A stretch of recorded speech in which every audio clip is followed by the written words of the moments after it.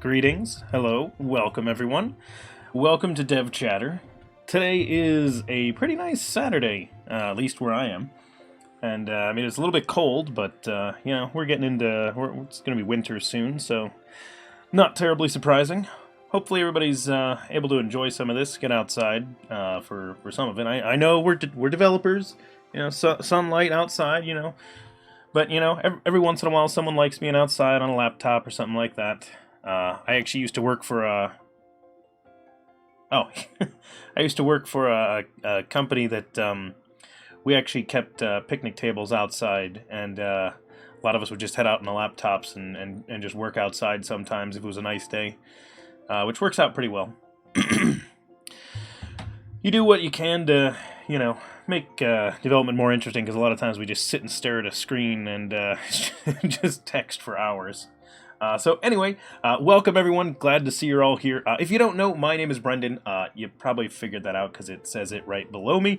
Anyway, I am the host of DevChatter, so named because we like writing code and chatting about stuff. So welcome everyone. House Basook. I might hit the replay button on that, but welcome. Thank you for being a subscriber to the channel for 5 months. And greetings, S&B and Stoolpenner. Glad to see you're both here. Hello, everyone. Yeah, cold and wet in the UK sounds about right. It's cold and wet here right now, too. We actually had a little bit of snow, so... oh, did I not... you're right, I didn't start the bot. Oh, man. Oh, I apologize. That is absolutely on me. I will start the bot now. Wait, what? What the... Wait, what? What? Oh, that's not the startup project. I forgot. No, as on me, I was doing something stupid. Sorry, you guys can't see it. It's in a Visual Studio off screen right now. But so the bot we actually use on the channel is the one we develop here on stream, and that bot is actually a it's an ASP.NET Core website right now. But I have been working on changing it so that wait, what? I've been working on changing it so that it is a, hang on. It's supposed to become a, WPF application instead of a web application. And the WPF application is just going to spin up a web server to host the parts of it that are web-based. But right now I'm going to do a quick rebuild of it, because I think it probably was using some of the old DLLs, because I got a strange error on it. But, so yeah, that, wait, is it actually running? Wait, hang on. Is it currently running? You gotta be kidding me. No, because, I'm pretty sure I killed it. No, okay, good. Yeah, I tried to kill it. It was giving errors, so I was like, I'm just gonna restart it, and, then I saw a message from you guys that looked like it started. I was like, wait a minute, what? It probably just started for a minute. Really? I got an error again. Well, I could switch back to the regular one. It says the bot's there. Is the bot actually there, though? I don't know, is it? What? Well, it seems to be there, so I guess we'll call it there for now. Good enough. It responds to some commands. I don't know the state of whatever version that is. But hey, it seems to work. Okay, so what are we building today is absolutely the question that someone in the chat is going to be asking right about now. Well, if you notice that splash of color that's, you know, right about there, that little menu thing that is currently purple, red, blue, and lavender, thank you, Janiscu, that is part of an application that we are working on. Thank you, S&B, for getting the question. So, for those of you that have been here on the stream before, and have seen one of these episodes, you probably know that there's something else going on. It's not just that box. We are actually altering the menu inside of a game called Final Fantasy VII. in Final Fantasy VII, they gave you the ability to control menu colors and a lot of other things. You could rename characters and things like that. So what we did was we took that and sort of ran with it, and we said, hey, let's add Twitch interactivity to that. Which, by the way, I do want to at some point do with other games and programs too, because it's kind of a neat thing to alter other existing programs. So, kind of fun. So, for example, if we wanted Cloud to be named Brendan, I could do that, and hey, Cloud's name is now Brendan. I could say Tifa, I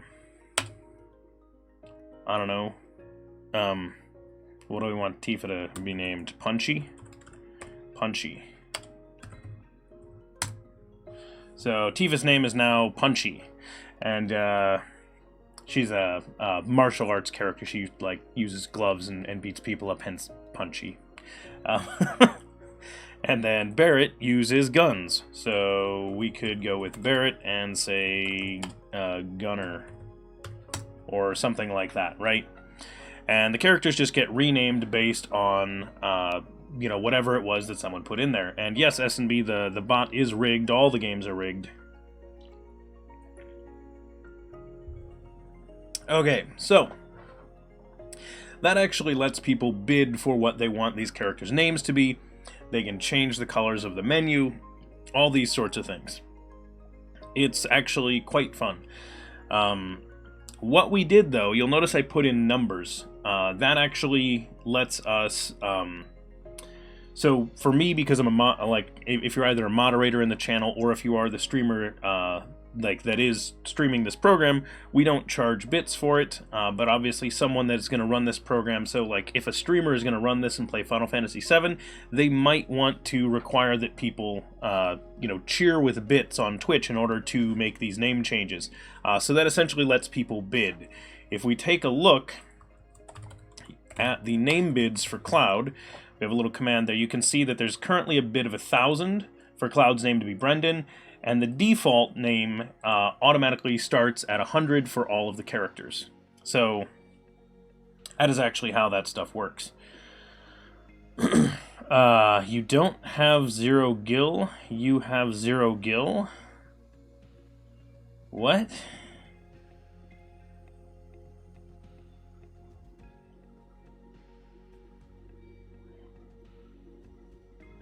That's a funny message. That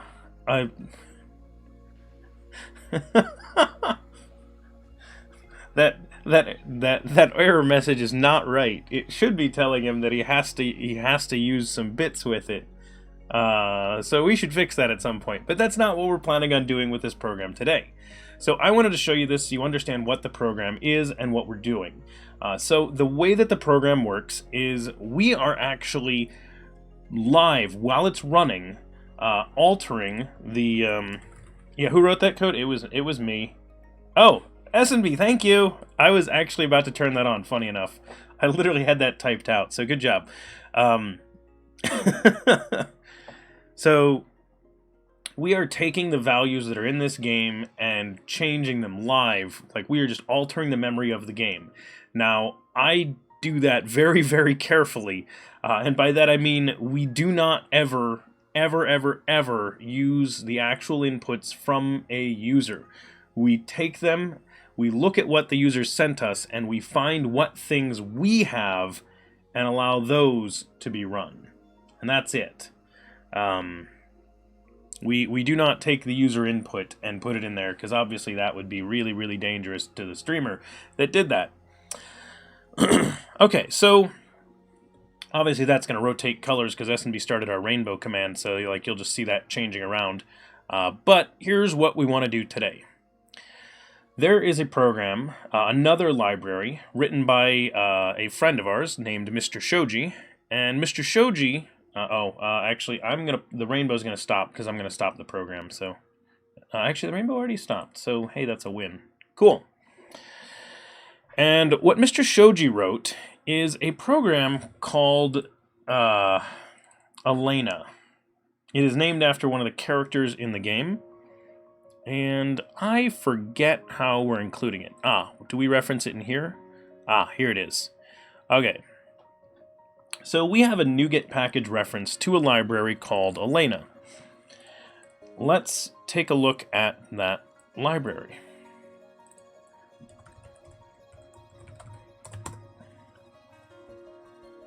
So if we jump over into the Elena GitHub repo, we can take a look at what Mr. Shoji built. Now, this game has a bunch of data that is stored inside of some files that the game actually uses. We want to be able to get access to those assets. Now, the question you might be asking is, why do we need access to those assets? Well, there's a couple of reasons. The first one is, if we take a look in our program right now, inside of the data folder, you will see that we have hard-coded in here all of the materia that is in the game. So we have things like Knights of the Round, Bahamut Zero, Neo Bahamut, etc. Now, some of these things are based in other lore and things like that. However, there are some questions about, like, well, can we distribute stuff that has the names of like Final Fantasy stuff? I don't know, maybe. I don't want to get into all the legal stuff there, so I would rather not even distribute stuff that has the names of all of their things if we can avoid it. Because while this is a fan project that we are just adding on to this, it's one of those like, well, I don't want to be distributing anything that they own, hence why we don't use images. So in our program, if we need to show a picture of a character, for example, let me show you this. What do I make it? 777? Yeah, 777. Of course it is. Why is it taking so long to look? Is it not 777?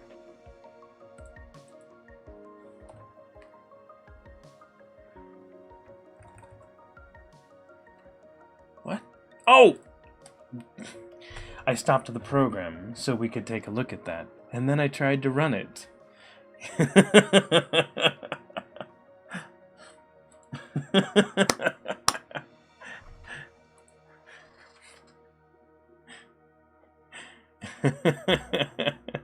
Yeah, not.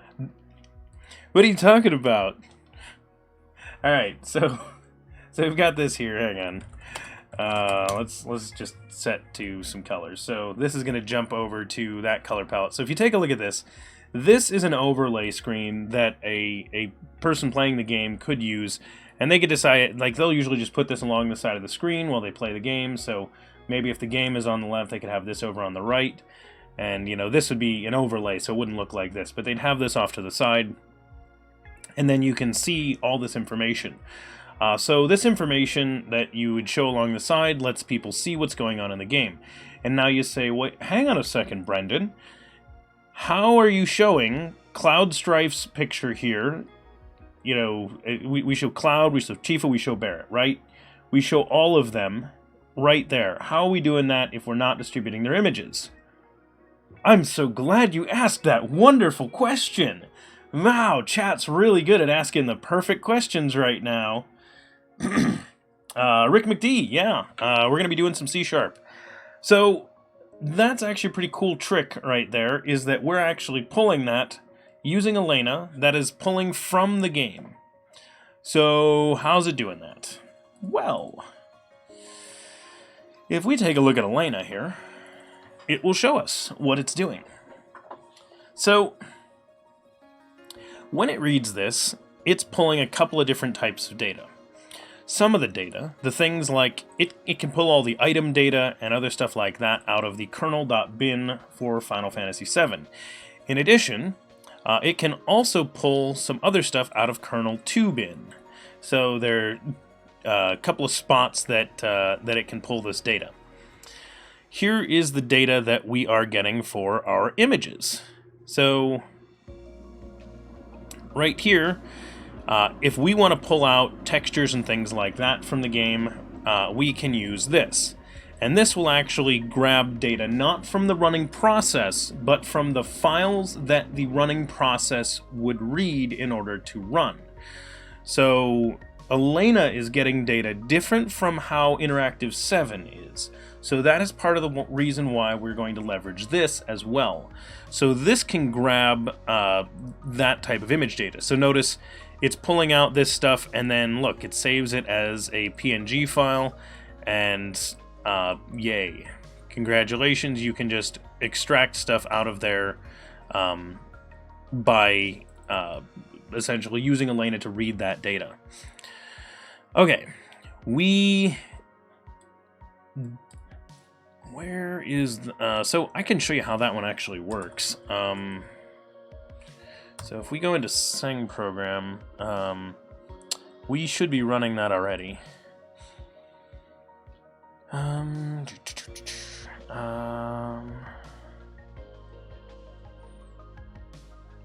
Where did we call Elena? Did I move that out of here already? Elena? No,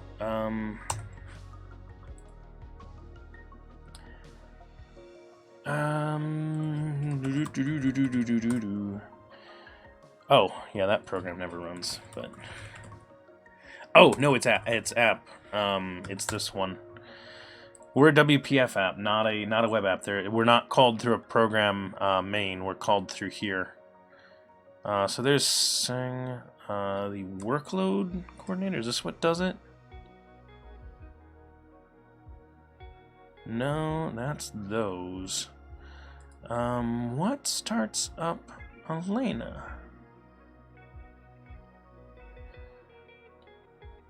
I forget what starts that. Okay, so Sing program. Does this not have...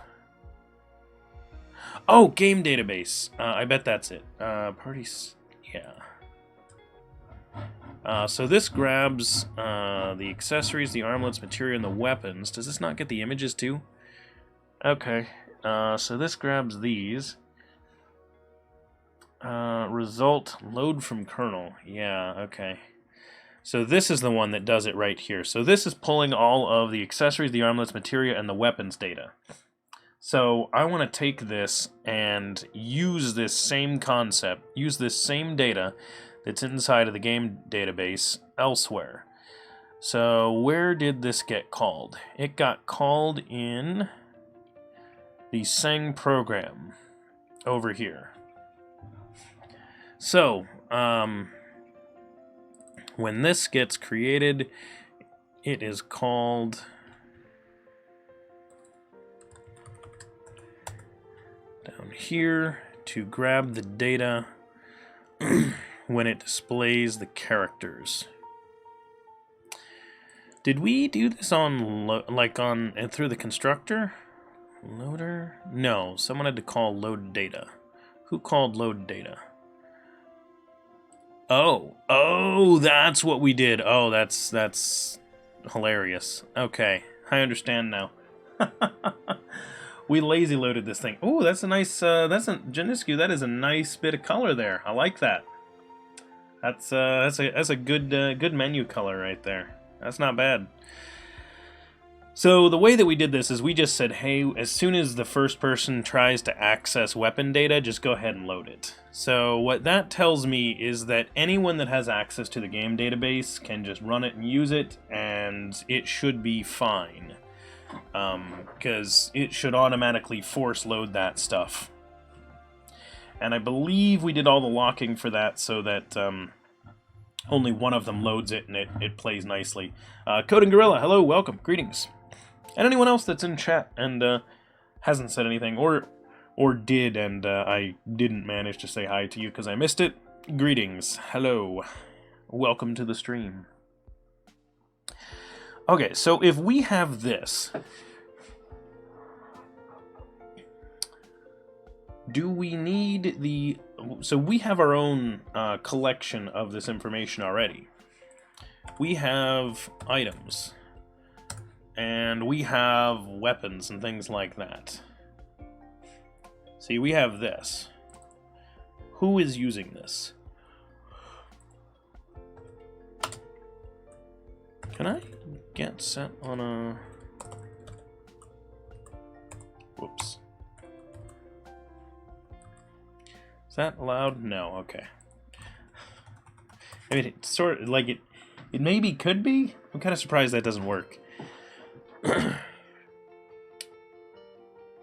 on one second.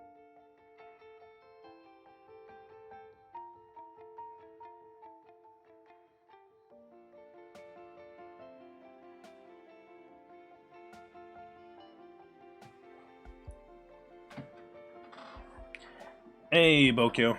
Yeah, I don't have a colors command, but if you want to know all the named colors, you can just look up C# colors on the internet. It's all the standard, like, I forget if we're using the system drawing colors or if we're using the system Windows media colors, but I believe the set of names are the same. And also, you don't have to just use colors by name. You can actually, for anyone that is interested in controlling the menu color right over here, you can actually do it with hex codes. So you could do this, for example. And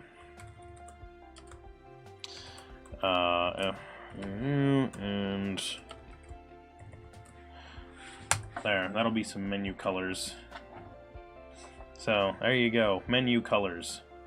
You can do them based on hex codes. You can do 3 or 6 digit hex codes. And actually, if you notice the red that's going around, like this stuff here, that stuff there, you can actually just mention any color name. Yeah, so like that dark orchid that Plutonin just did, if you just mention a single color name as the only thing in your line, you can change the color it's going around on the stream there. And if you want to change that menu, you do the menu command. Hey Surly Dev, hey Plutonin, hey Rambling Geek, welcome, greetings. And Bokyo, welcome, if I didn't mention it when you said hi before. So yeah, Dark Salmon, is that really one? That might be. Alright, and if you just want to change the color, you can always menu random and it will just change the menu color to a random palette. Okay, so I want to get rid of this. Actually, sorry, I'm going to drop control, like you're about to lose control of that menu because I'm going to stop Interactive7 here for a second. Because through the power of source control, I am going to break things.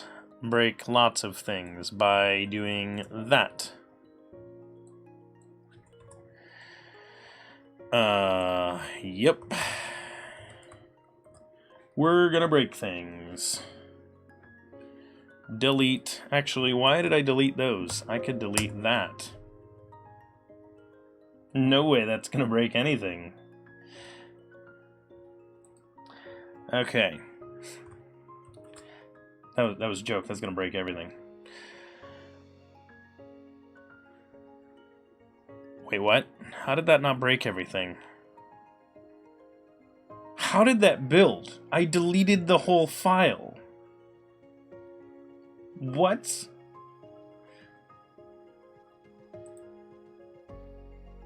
I am super confused why the build is working.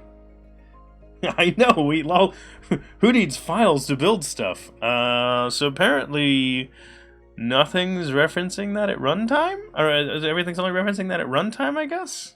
How would that even be possible?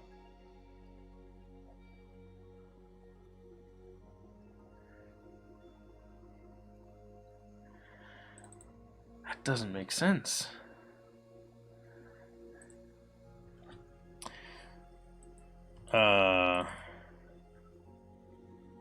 Yeah. How is that not broken? How is this building?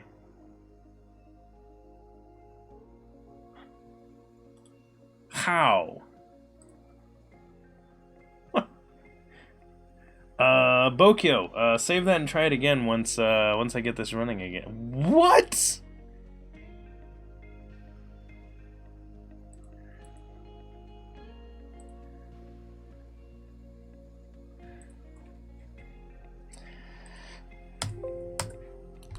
We're nuking to that level. I don't even know what to do with that at this point. Goodbye, stuff. It still builds. How is that possible? Rebuild? Yeah, if you delete it, it will still build. I don't know.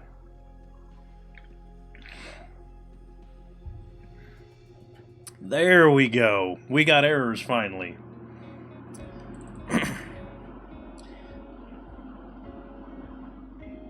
Interactive 7 core Final Fantasy 7 models.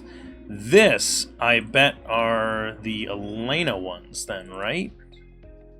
Yeah, linked slots, growth type, weapon type. Yeah, okay. Those are the Elena ones. So let's start using those.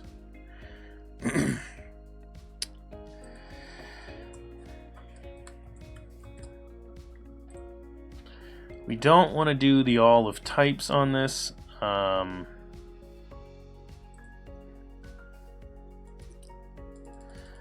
I want to make the commands work first. Let's do the commands first. It's more interesting than the settings. So let's have the weapon command. So we're going to have it be an equipment command of type weapon. However, the equipment command, weapon is not a thing, or does not have a base, so we're going to remove that. And just say people need to make sure that they send us the right ones for now.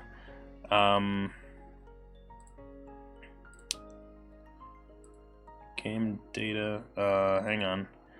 Inside of the Seng program, the game database here, that's what we need. The equipment command needs one of these.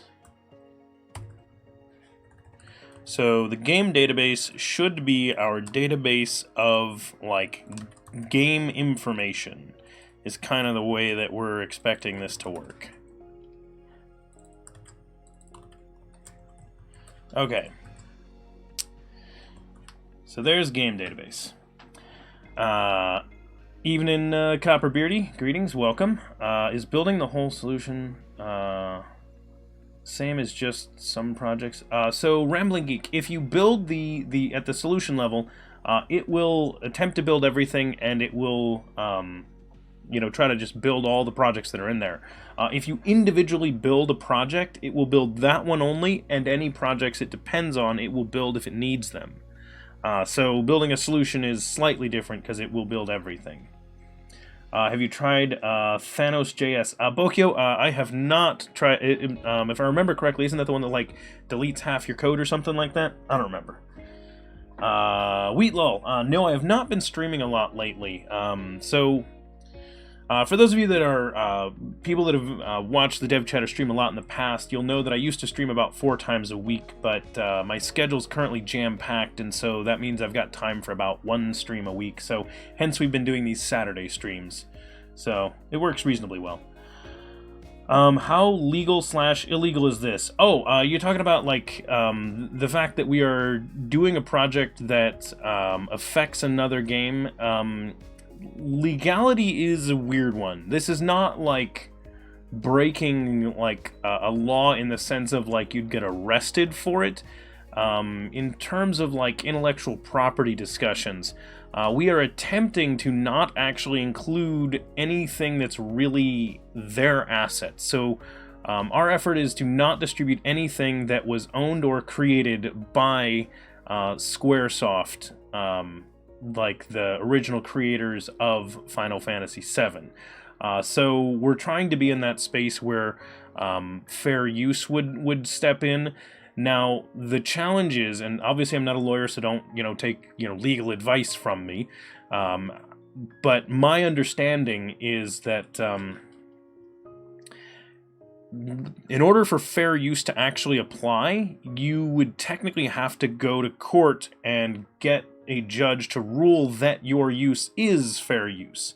Now, if it's obviously fair use and that sort of thing, then like a company's not really going to go after you for that, I wouldn't think, because it's not really worth it if they thought that you were going to fight it.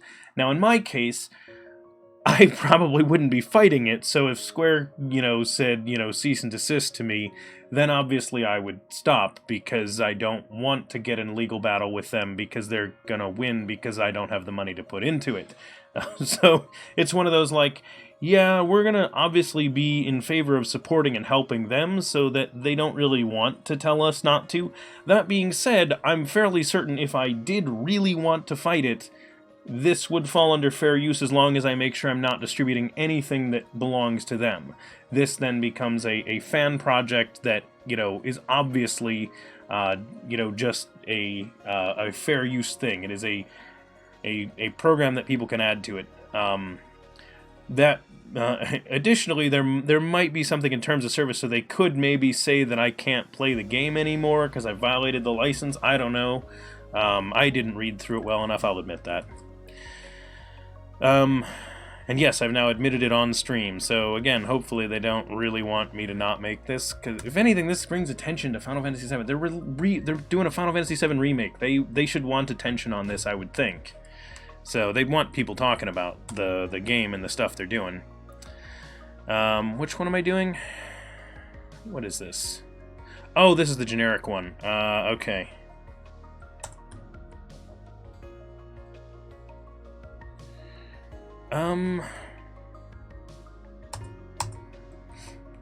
Huh.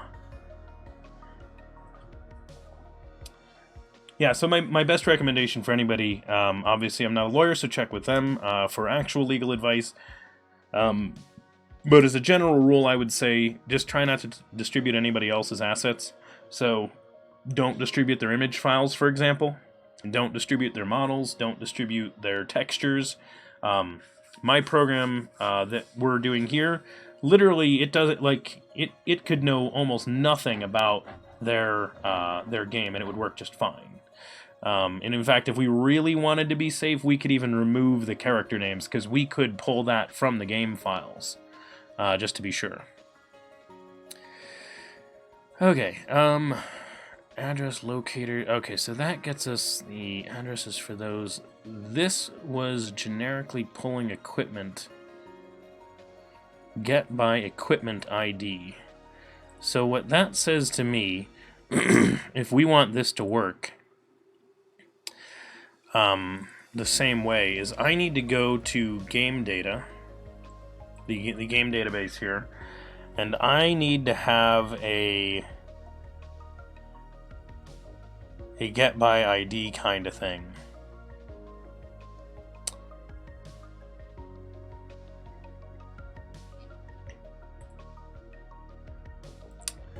We're gonna need one of these. So let's do this.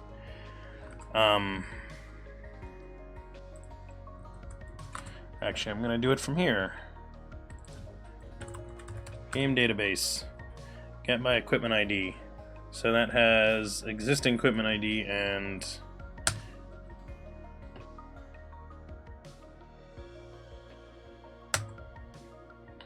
so we just need to know what item this is.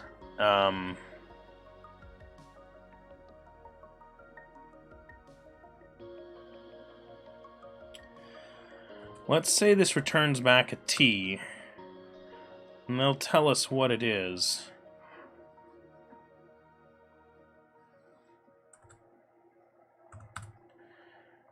Okay. So now I want to do this. I want to do a switch on the type of T, I guess, and say one case is weapon. Can I do that, or do I need a type of that?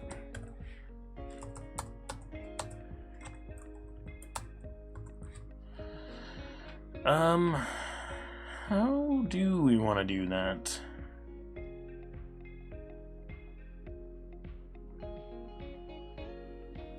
Paper all the way. Not rigged at all. I take it SNB1? Yeah, SNB1. Excuse me. The rock, paper, scissors in chat. Super, super important.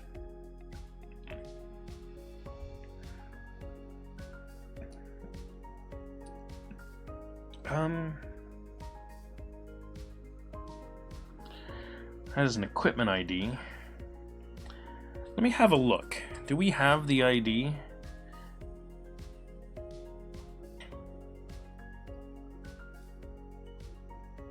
What are these values? What are these values? Does Elena tell me what these are?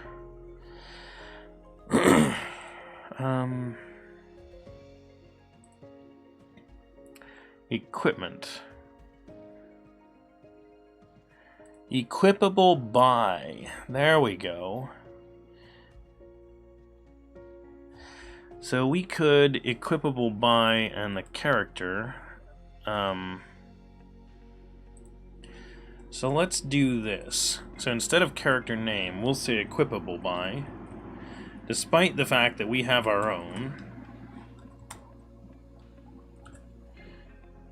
Game database is in core, which does not have a reference to Elena. So we need to add that into core in order for this to work. So let's do that. So now Elena is in core as well.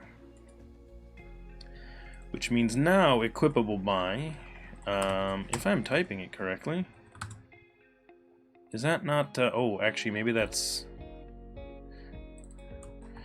now that I think about it, this might be, okay, there it goes. I was gonna say, it is possible that we just have an old version. Good job, Stool Penner. Oh, he spelled equipable wrong. That's funny. Misha Shoji, you spelled equipable wrong. That's why I couldn't find it.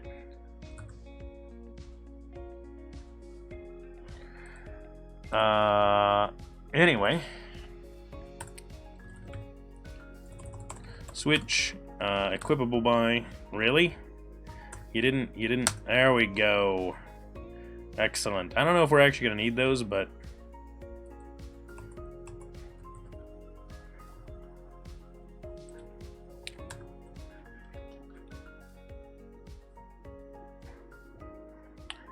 you know what? I don't think we're gonna need those.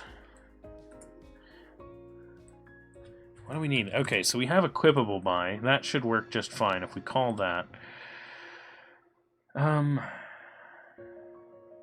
What is the word? There are 3 lives remaining.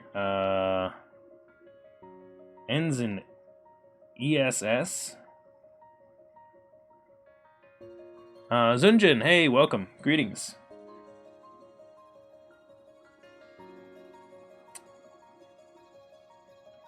I'm not sure what that word is. It's been so long since we've played the Hangman game on here.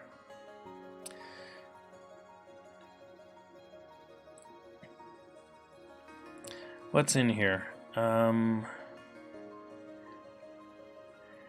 Equipment status, materia slot, index, weapon model ID. Do we not get any other ID values? Damage calculation ID. Oh! Oh, it was WordPress. That makes total sense. And as usual, S&B complaining that they're not words. You knew it was a tech thing. You knew that. Totally forgot WordPress was one of them. Yep, the Hangman died. Hangman's noose? Hang. What is the, hang on.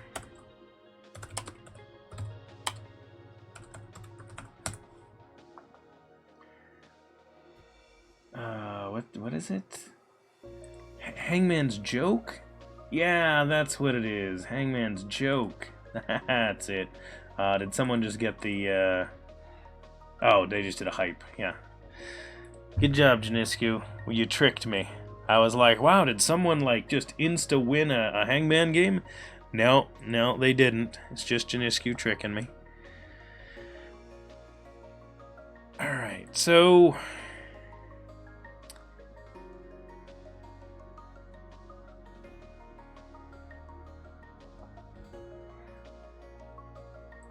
index. Index must be the ID or something, right?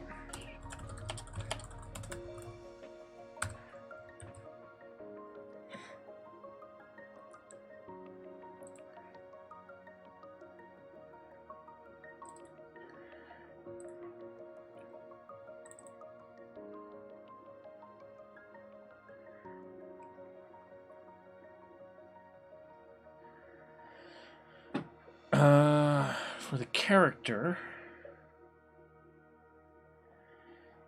So we go to the weapon database, we grab the one where the ID of the weapon is the weapon ID for the character record. Where did the character record come from? Came from a map of the live party?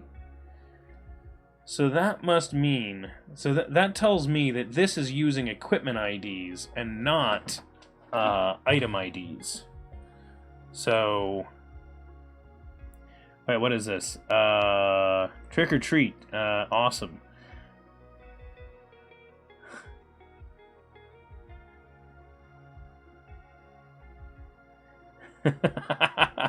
Yeah, Copperbeardy. The chat here likes to complain when we use proper nouns as valid hangman words. C# is a word now. Clearly.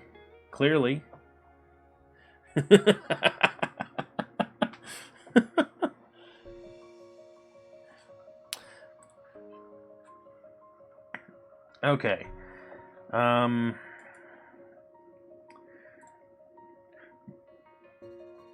So get by equipment ID. Oh, what a day! What a lovely day! Should have been a spot where we set. Yeah, here's where we set them. So we did weapon index.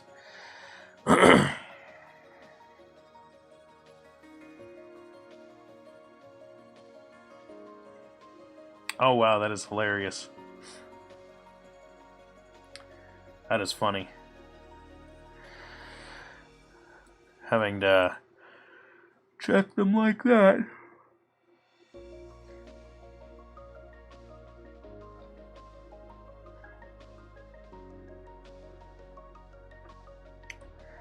So we have weapon type display on the weapon. I want to have an equipable by on them.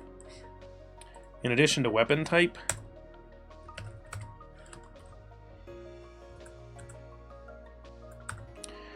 So we'll do that. We'll have equipable by on there as well. And then when we're loading it, we'll just set that value.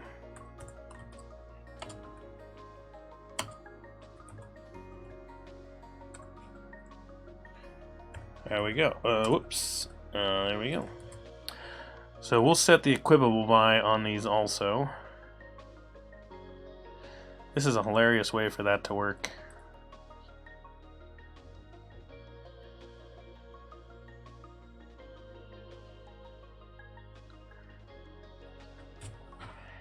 How's that,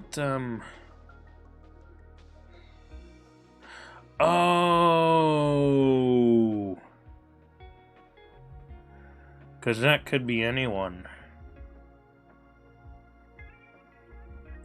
CappaScript? What was it? There's no... was it JavaScript? Yeah, it was JavaScript. There you go. Nerd! Welcome, Nerd Rage.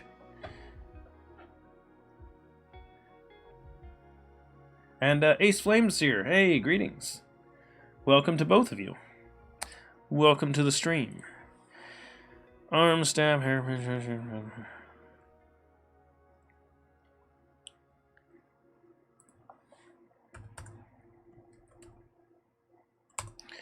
Let's actually armlets can be yeah, let's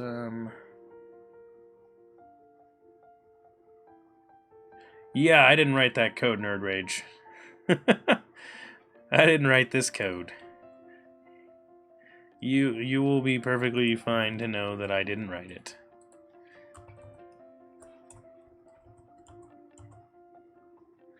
Do I need these? I don't think I need those. I think they're just down here now. Is there more than one thing that could be? Oh, because that could be the shoji ones. Okay.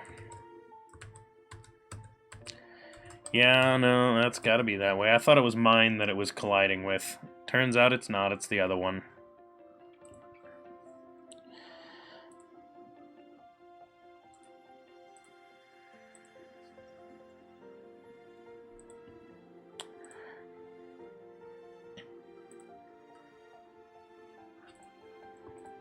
This isn't, oh, because I made it of T.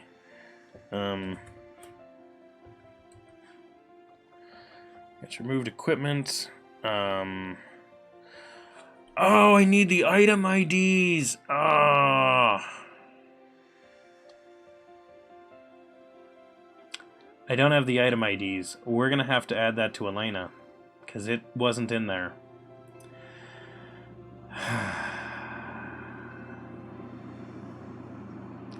Awesome. Ace Flames here. Will I invite Santa for some Christmas streams? I'm actually thinking about inviting him for some streams. Yeah, Ace Flames here. Yeah, so this is not the way that I would have written that code. No. Specifically, this one is the one that's kind of whoa on here. But what are you gonna do?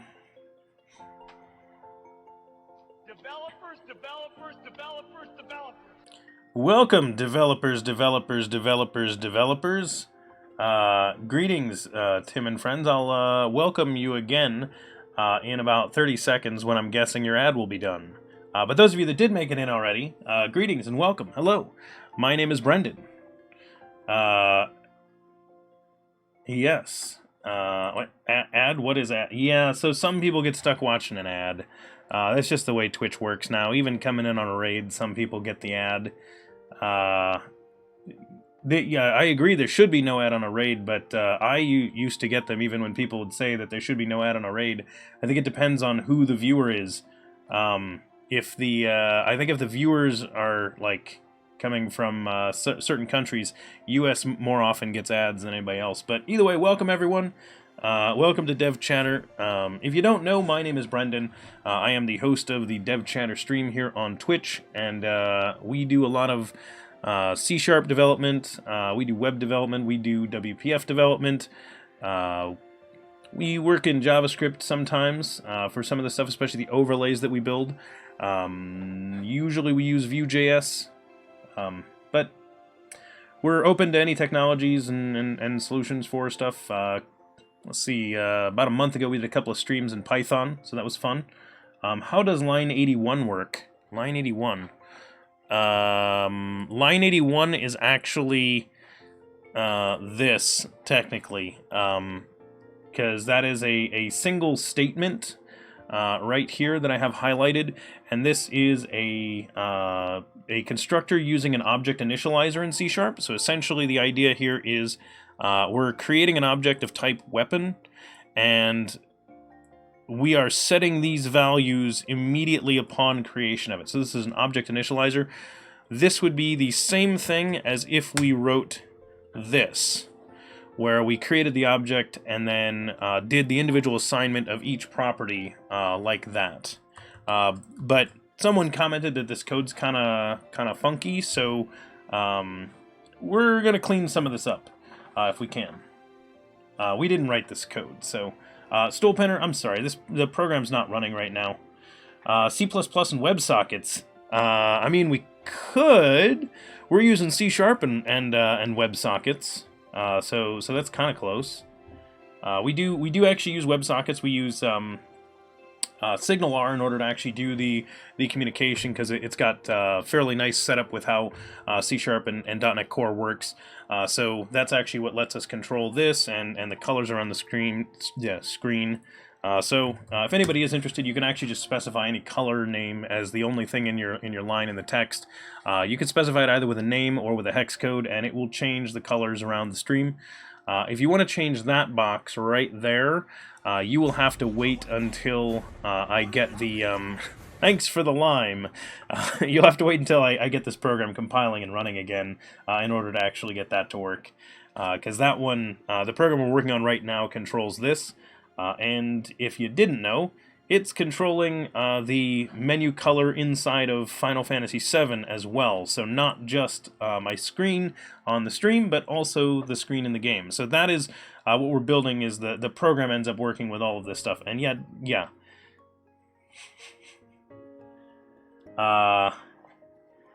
Oh, nice. So you are actually doing some actual WebSocket program on a Discord bot. Nice, Tim. That's good. There's always fun stuff that streamers do with the stuff they program. Back when I started my stream, wow, when did I start this stream? Was it in 2017? 2 years, a year and a half, 2018. When did I start this stream? Was it that long ago? Might have been that long ago. Yeah, some time ago, maybe a year and a half ago. No, it's 2018, February. I think that's when it was. Yeah, we did a lot of bot programming and things like that, which was a lot of fun. No, we don't. No alpha on it. No alpha. Yeah, Stillpenner, you're right. It was 2018. And Ace Flames here. I don't have a followage command. No follow age for you. Okay, so we were gonna fix up this code, because this is the wait, what?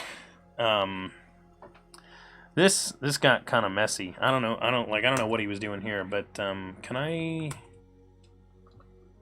Is there not just a quick No, you don't have anything for me.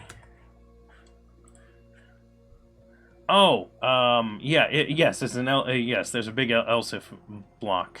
I know, right? Yes, it's absolutely artificial intelligence right here. I don't know what he was doing here, so I don't totally understand what this one is. So I think equipable by must be yeah, I think actually now that I think about it, we looked at equipable by. It's over here. Equipable by.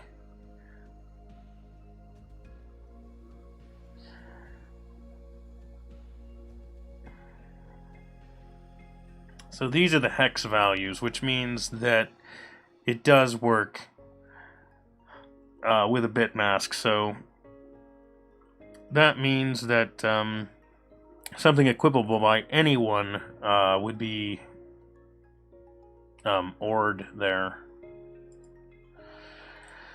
So if we take a look at this, if we're saying equipment is equipable by, and then cloud or young cloud, then it is equipable. Then it is a sword.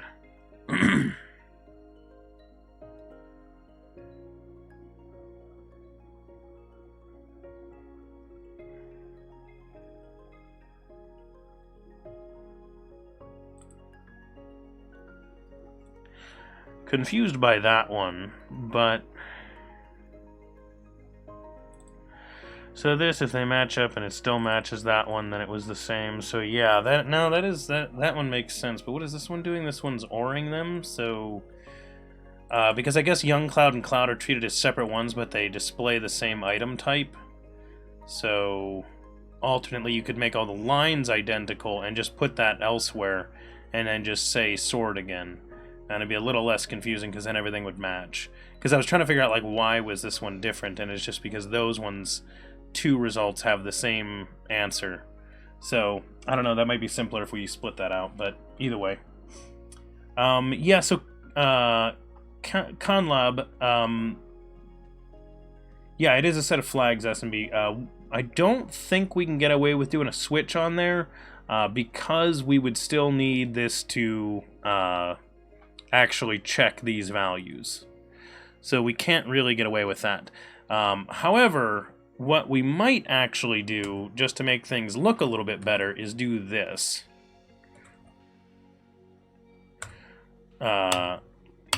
Say,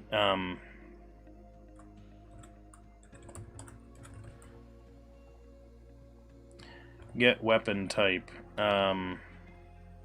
And say weapon.equipable by.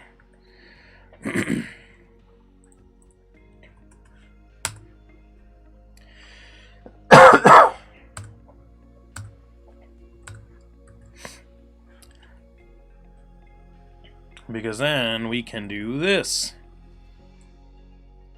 See that comment? That comment means this should be a method. Whenever you have a comment before a section of code that is like the description of what you're about to do, that is like the #1 indicator that should probably be a method.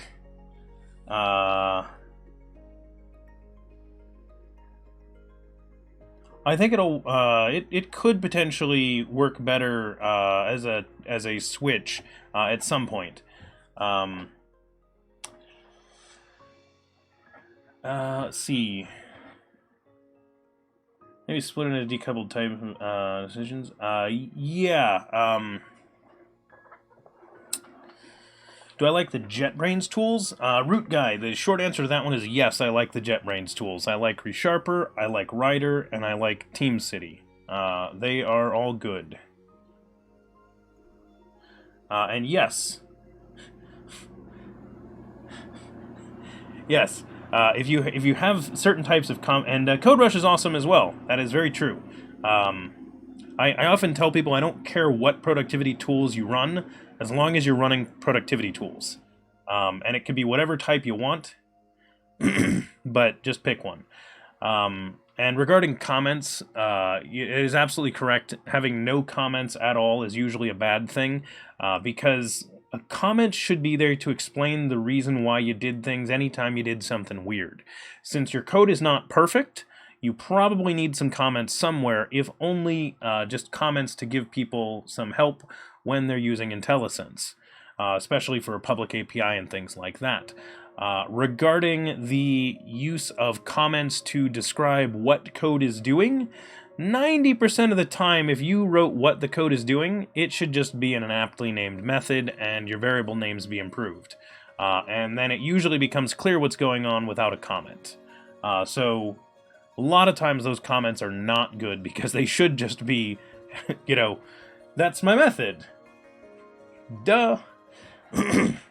Okay.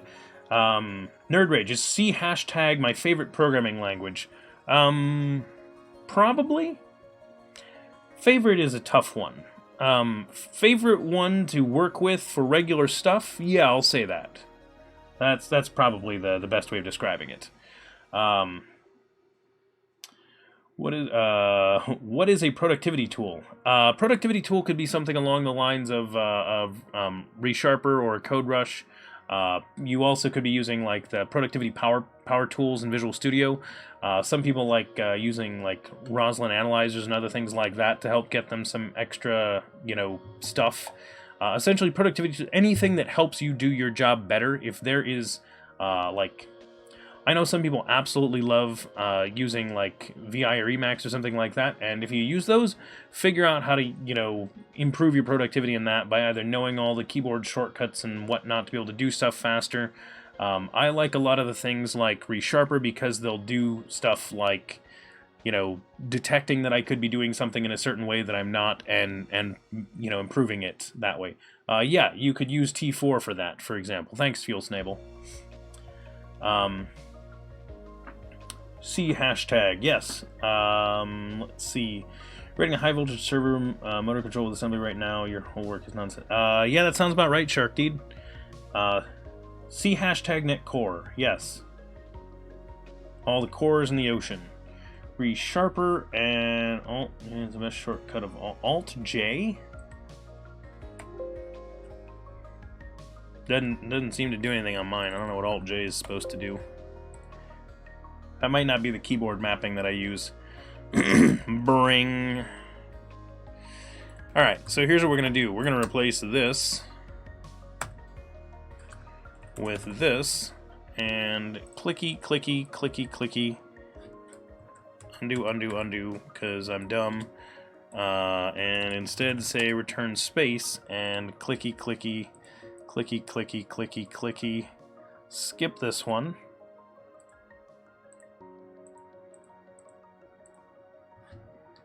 There we go. So I want to replace these with that, and I want to do it in this section. So we're going to do replace that with a lowercase e in this section. Replace all. I should have gotten them. There we go. Equipable by. Hooray, it's typoed, but don't worry about that. Okay, so now If you notice that, we can remove all these redundant else's in here. So actually, let's do this, and we'll say inside of the selection as well.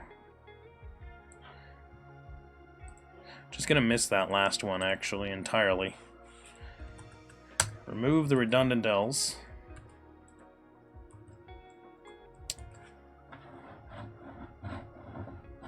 It's multi-cursor for you. Yeah, we could have multi-cursored that. Oh, huh. Coated Beard, good evening. Welcome. I mean, it's only afternoon here, but sure, good evening. On the other side of that large pond that separates us.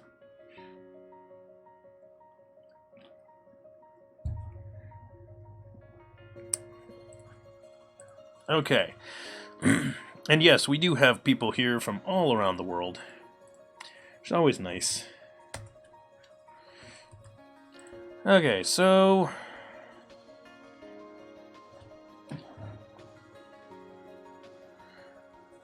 how do we want to do this?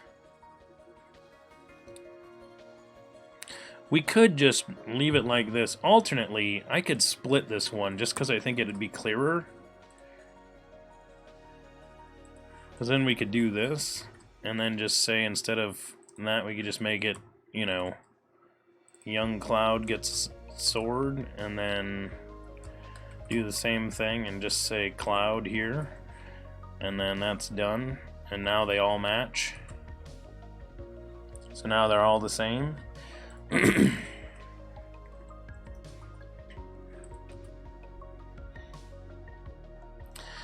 Now the thing is, I don't think it can be a switch because I don't think we can actually line up with what they're doing here. You're from around the world?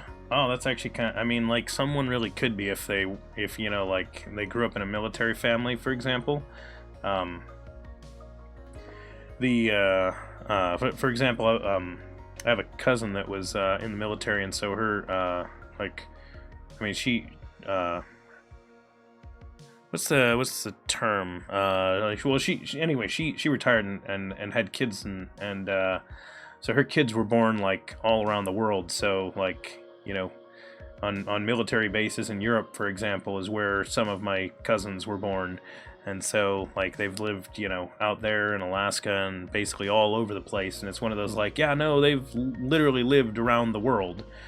So, kind of a weird one when you get that. Yeah, sorry about that, Esper. The program's not currently running, so you can't change those ones right now. But we will get it running again soon. So we are switching to using data that's pulled directly from the game, instead of using our own data. So this is going to be game database now. Game database.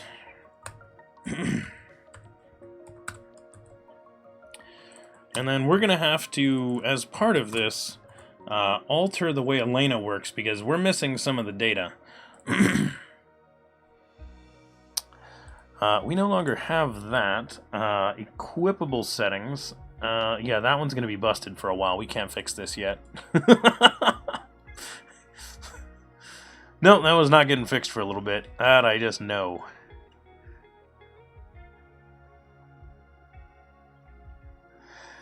That'll be a bit.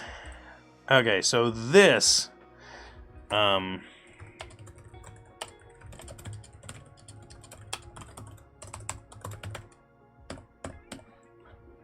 to do, put the item in the inventory.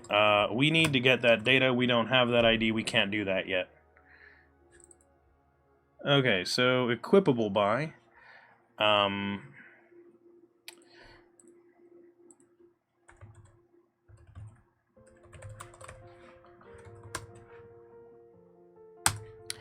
Yeah, we'll create a property on this.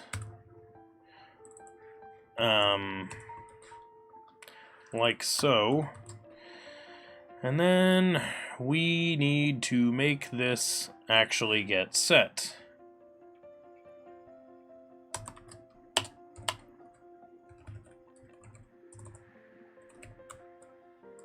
Equipable by.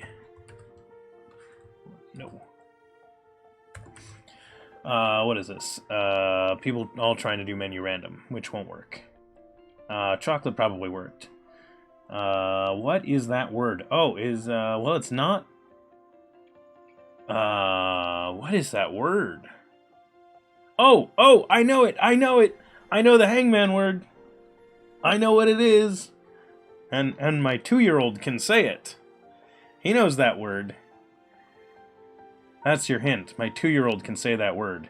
Ah, Stoolpenner got it. There we go. Congratulations, Stoolpenner.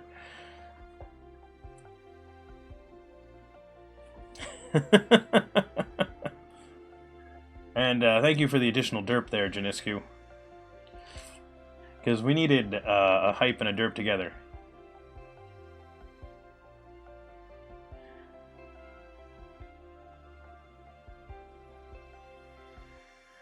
S&B, clearly that is a reference to Pasta.js. Clearly. Definitely wasn't a reference to food. You want me to enable BTTV for the Twitch chat. I mean, I guess I could, Ace Flames here, but I'm not going to get to it right now. Pasta.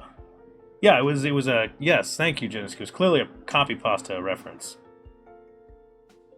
I believe that someone was... No, so Stoolpenner, the first... when we started this, we were like... We actually started the list of words with food words, and then people complained that they were food words, and so we were like, okay, we'll add programming terms in as well. So, I don't know. Okay, so where are we putting this? This is right after default name. We can put it. So why don't we do that? Equipable by. Right there. So directly after default name. Oh man, I should be in VS Code. Why aren't I in VS Code?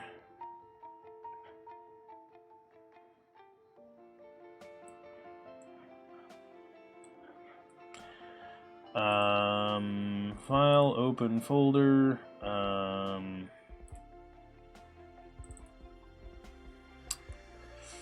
DevChatter, on-stream projects, this is... No, where did I put this program? This it here? There it is. Excellent. This is called car names. Whoops. It's this in this one, isn't it? Yeah. When you gotta remember for every program what the keyboard shortcut is to find the documents. Spaghetti code, yeah. There you go. It's another good name for it. Okay, so I want to edit here. Here. Here. Did you all know you could do this?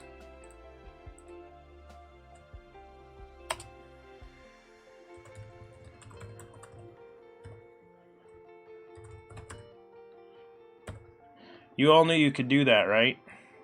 If not, you can do that.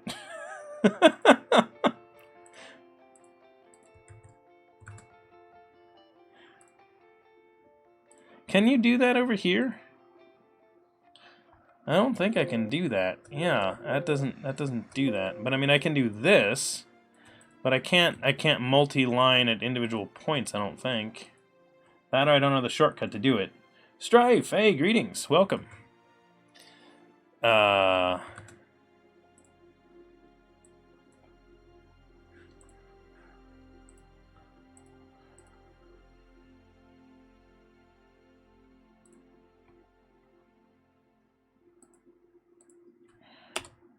Equipable by cloud. That. Okay, so now everything we're just saying is equipable by cloud, which is not correct, but close enough for now. So that's Barrett, that's Tifa, that's Eris, that's Red. And yes, for anybody that knows Final Fantasy VII really well, you've probably noticed I have started a war. I shot first. Look at the name of this character right here. That is Eris with an S. That's right. We're starting a battle here. That's Young Cloud. That's Sephiroth. Why is Chocobo a thing here? Oh, what a day! What a lovely day!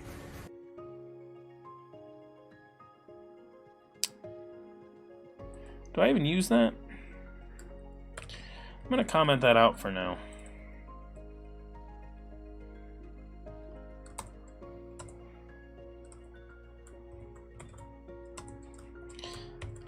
Can I do that? Can I get away with that? What's the actual value of that? Is that gonna blow up? It is a use short, so it technically maps. It just doesn't map to a value. I'm not sure what that's gonna do. Oh, awesome. Well, welcome, Strife. Sad that you're not going to be here too long, but glad you are here. Stool Penner. For when I did that in VS Code, the shortcut key I was holding was Alt. So if you just hold the Alt key and then click all the points that you want to have a cursor, it puts a cursor in all those spots.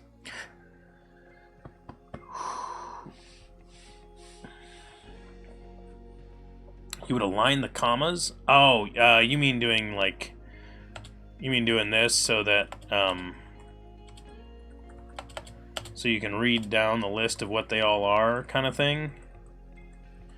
Yeah, if some people might have a preference for doing that. I'm not planning on doing that, but welcome, OMK. Thank you for that follow, much appreciated. VS is getting its own remote development workflow. Yeah, Janisco, I had heard that, actually. I don't know much about it. I have not looked into it yet. Okay, so we pass an equipable by there. Let's go ahead and take a look at what's next. Type of namespace equipment. That's for settings. I don't want to do settings. We're not doing settings yet. Oh, maybe we're doing settings.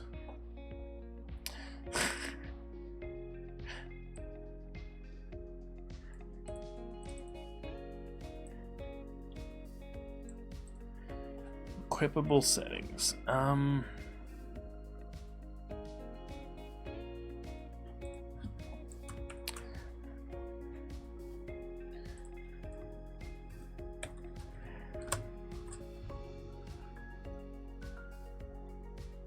How bad is that gonna make it?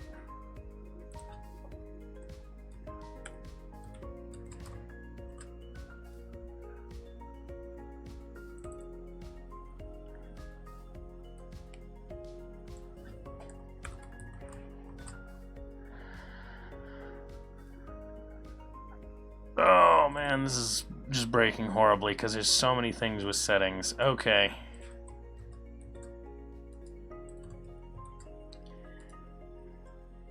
Apparently this is too far in here. Settings were just too central for this to just come out nicely. Equipable settings, equipment command get by value. What are we doing that? Oh, this is to grab the setting for it. Okay, I understand.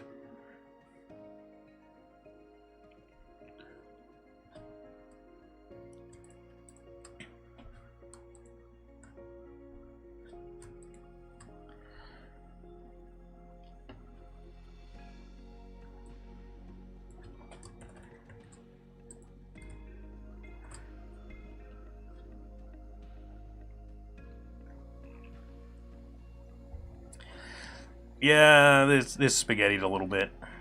I admit it. The problem is, I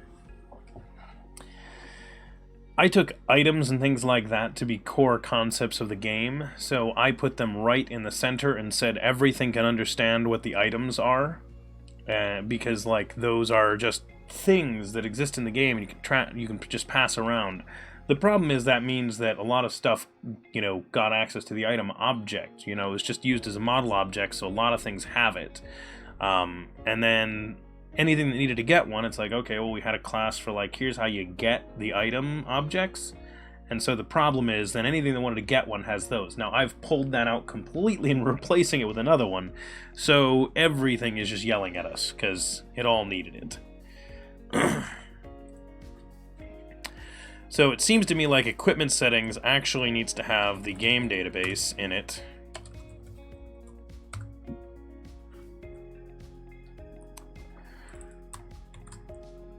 And we need to say weapons is going to be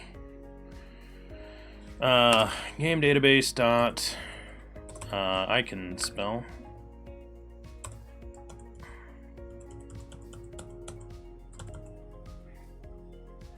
Select that. Okay, so then this is going to be the armlet database, I guess. And then this one is going to be the accessory database. Okay. So now the types don't line up here. Because it wants to have a default set of words for these, which we don't have.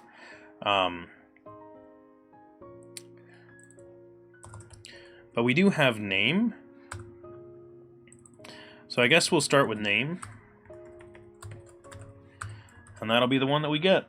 Okay, so now equipable settings are wanting to take in something of this type. It wants to take an equipment item. So I think my only solution to this is to make 3 separate constructors. You just want to share that you've been in AWS support all nights, the weekends about SQSQs really... oh, yeah. Welcome, Kappa Jones. Thanks for that follow. Much appreciated.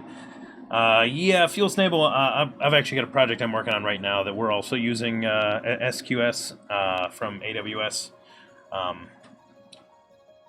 There's quirks with all the different options though, so you run into problems with all of them. Excuse me. Equipment. We want to change to weapon.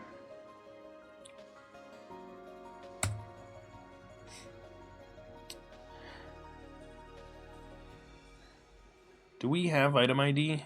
I don't think we have that yet.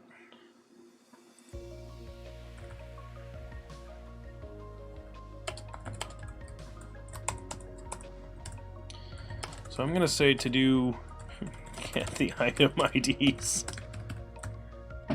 We're going to have to talk to Mr. Shoji about that one. Hopefully he can help us grab that.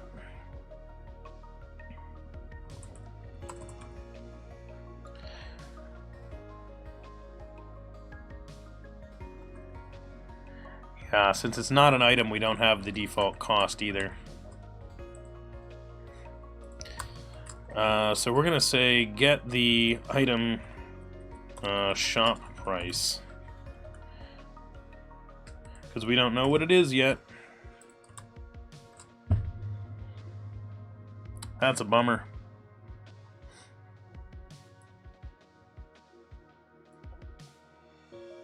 What called this?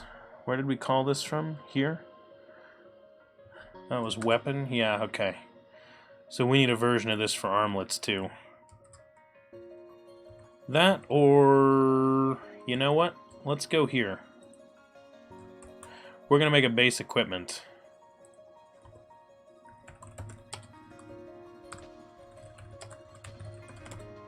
We're gonna make an abstract equipment class.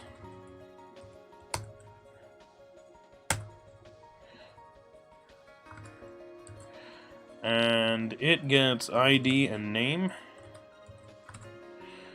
And equipable by are the only ones we have right now, I think.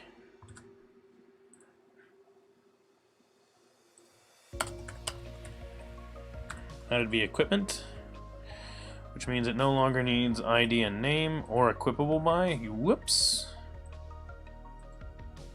Stop it. There we go.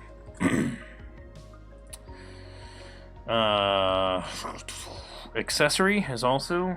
how do we say everyone on that? That was a good question.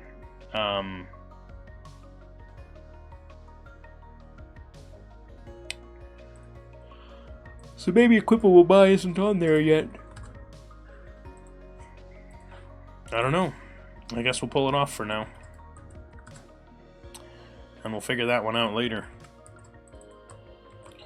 But accessory is going to lose those. And then armlet.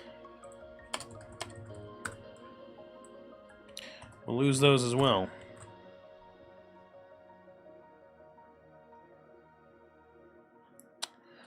Okay. So now this takes in equipment.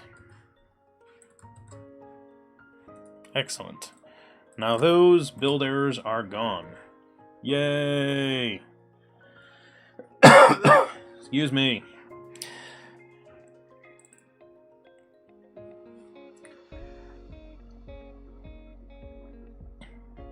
Items get by item ID.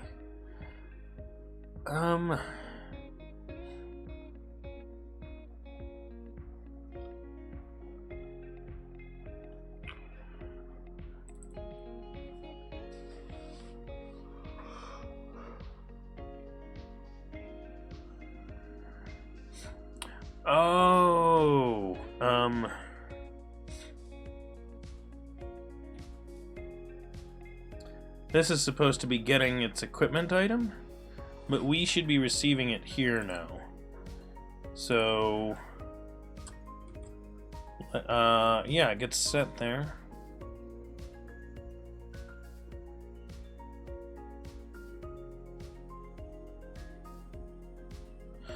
Oh, this is in here for when it deserializes from JSON for getting this value. Because they won't give us the item itself. What needs this?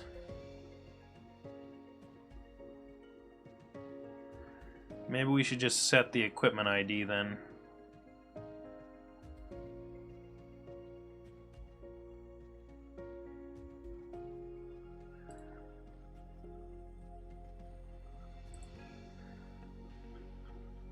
This is an instance of that.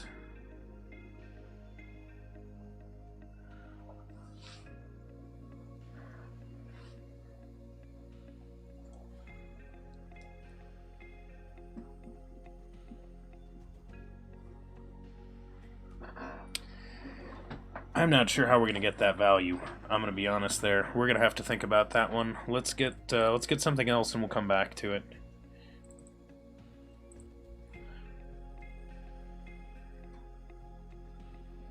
Yeah, we don't have the equipment ID. Okay, we're gonna have to add that. Create a property, equipment ID.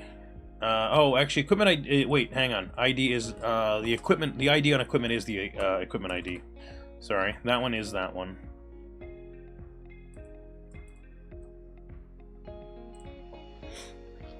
So we're gonna call that equipment instead of item, which is a little confusing because the variable name is going to match the type name, so syntax highlighting will help us there. Resharper, what you doing? Nope, we're definitely not changing that. Nope, definitely not changing that. And definitely not changing that. Yeah, no, don't do any of those, please. Thank you.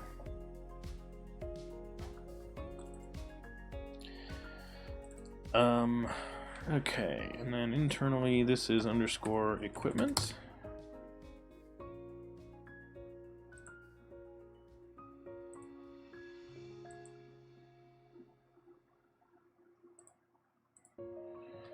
Okay.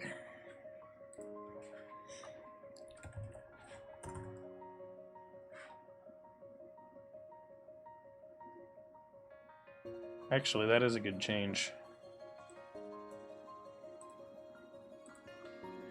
It got this commented out code there, so that was totally valid. We wanted it to fix those. Yay, Resharper did the good thing. Okay. It's always nice when the tooling does get it right. For some of the complex stuff, it sometimes gets confused.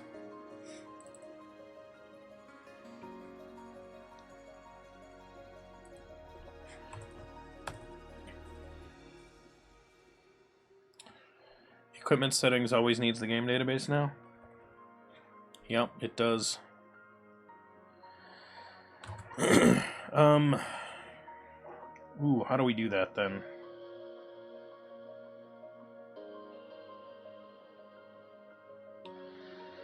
This needs to get created by something.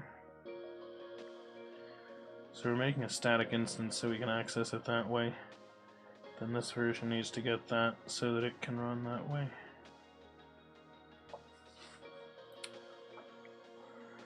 We may have to change the way our settings get created. I think our settings are going to now have to get created using our IOC container, which it was not doing before.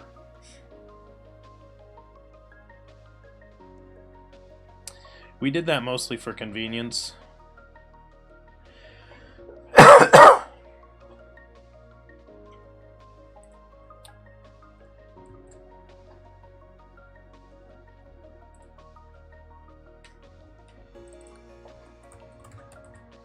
Okay, so that becomes ID.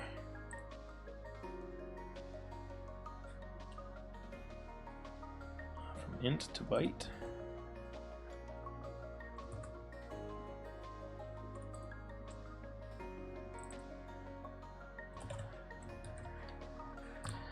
I guess I was being very accurate with that and making sure that it was the correct type on that.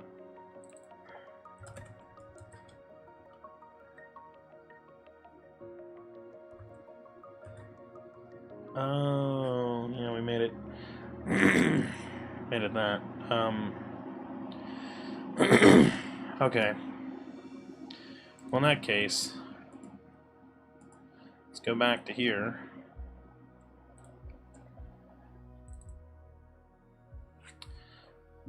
This is an equipment ID. It can be a byte, I think.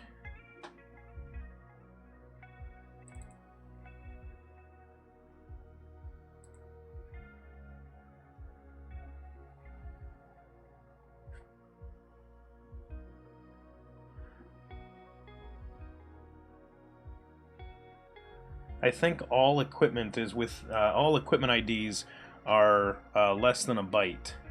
So I'm pretty sure that's the way the game handles that. It's hard to remember with some of these. It's been a while since we've been in here.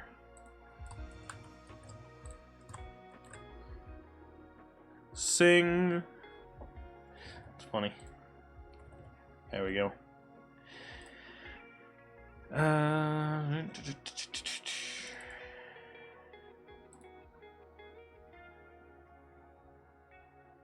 Is match by equipment ID. Hang on one second, everyone.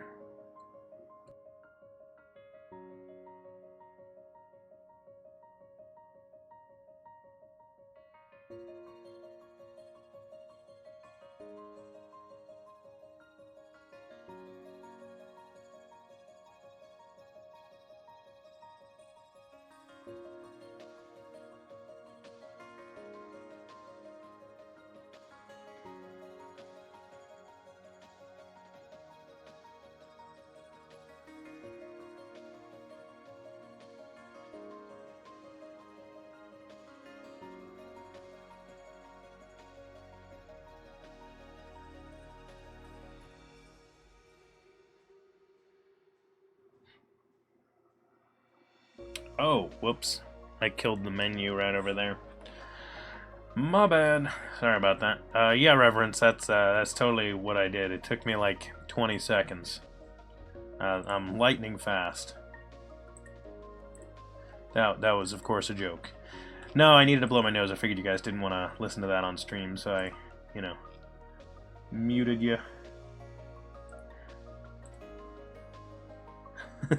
Sandwich time. Yes. Yeah.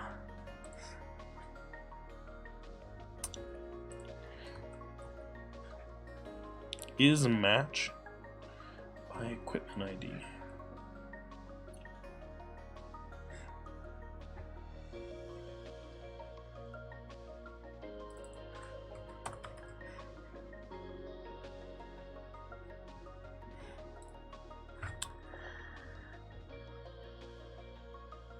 Oh yeah, thanks, Fuel Snable. Yeah, sorry about that. I ruined the experience.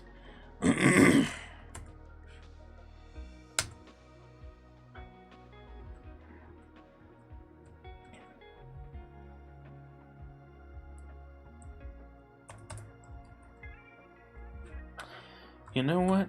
I need to look at some. Whoops, that is not the right program.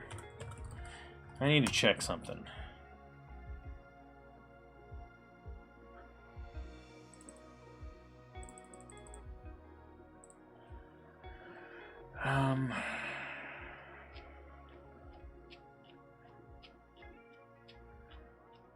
Need to look up these weapon values. Cloud weapons, Tifa's weapons, Barrett's weapons. Okay. So weapon IDs are always like that.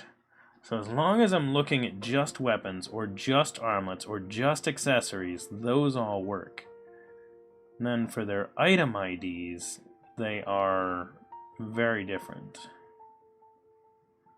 And the item ID for those can exceed a byte, I think. No, they can't.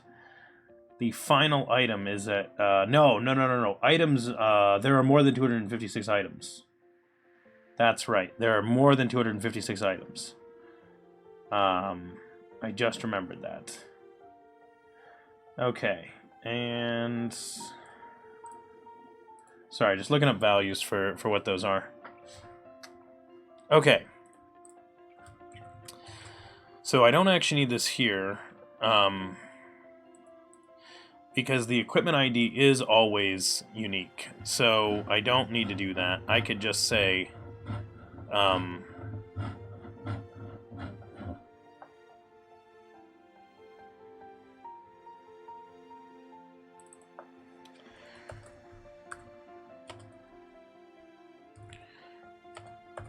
where ID equals ID, right? And then the ID should match. Yeah, Stool Planner, that's just Fuel Snable's discussion. That's not anyone. There's not actually discussion. It's just Fuel Snable talking.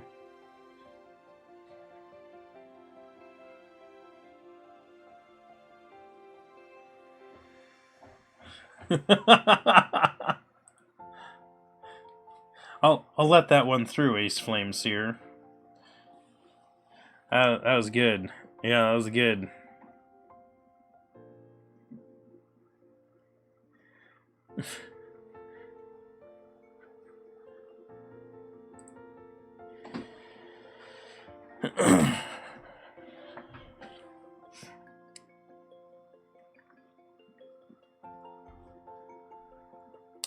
Nothing like the fun things of when a word in one language sounds like a word in another language.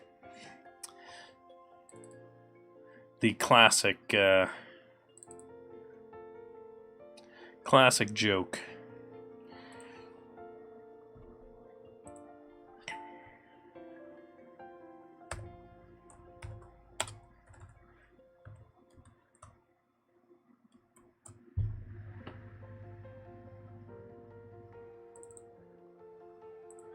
Okay, this is gonna throw, but does it compile? That's the question. Does it compile? Nope, still doesn't compile. We still have more stuff to fix. We don't actually need these. This is now game data. This is game database now. Game database. Game database. Game database.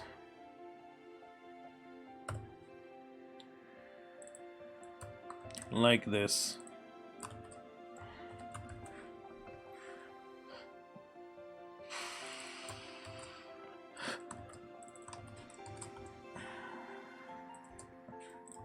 There we go.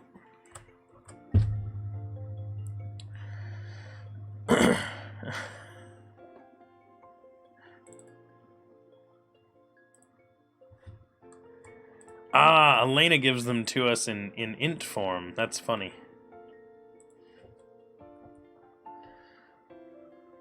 Thanks, Elena.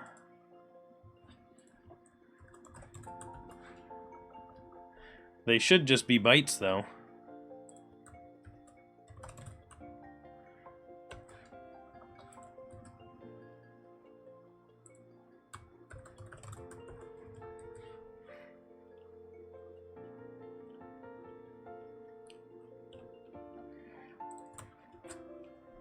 Hey, Sunamods, welcome, greetings, and thank you for the host.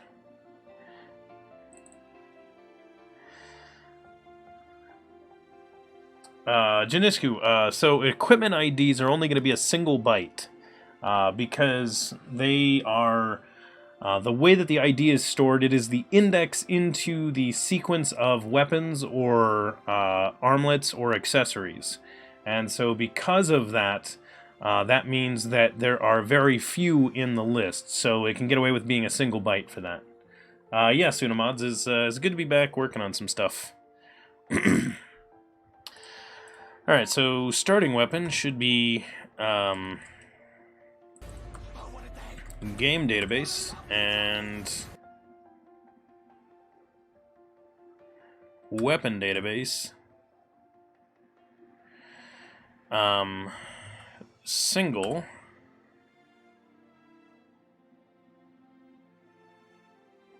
start weapon. Why did we get by ID 0 in character name?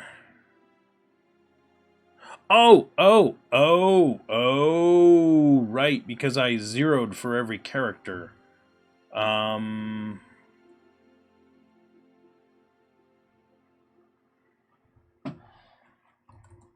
So I need to do it this way. I need to say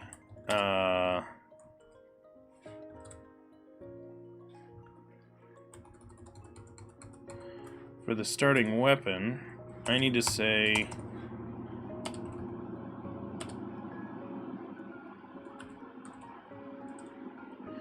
where the equipable by is that character.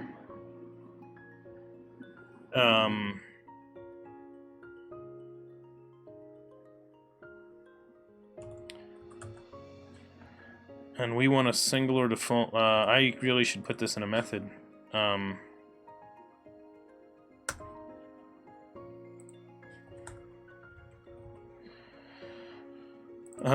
Oh yeah, we're gonna just put that there. Singular default where it's equipable by that character.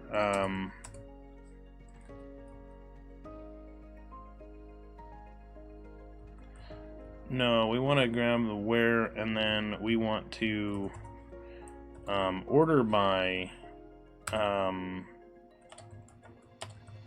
the ID and grab the first or default. That's what we want to do. Now, if anything needed to get hidden away in a method, it's that. Janisku, thank you for the hype.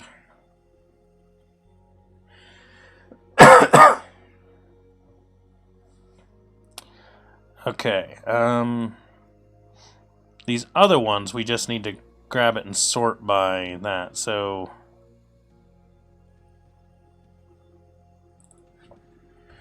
that should be the ID.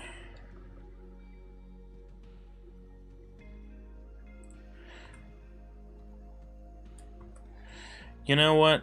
This has just got to be first. We just have to assume that we got the data. We have to assume that.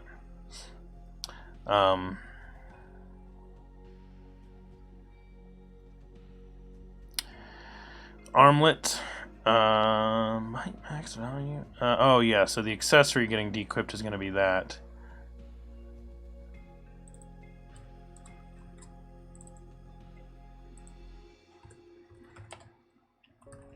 Base armlet equals that. Armlet database. Order by ID. And just say first.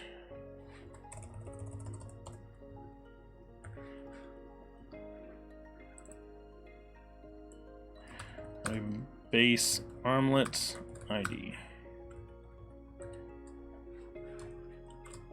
There we go. Okay.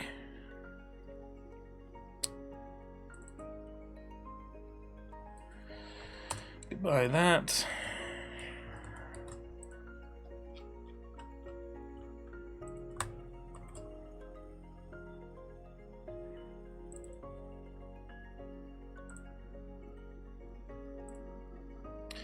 Accessory, and we now use the game database, and game database.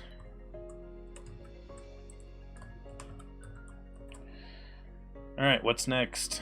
More stuff to make build. So that's now armlet, and this also is going to be game database, and then game database. I think we are almost done making this work. Only a handful of things left to do.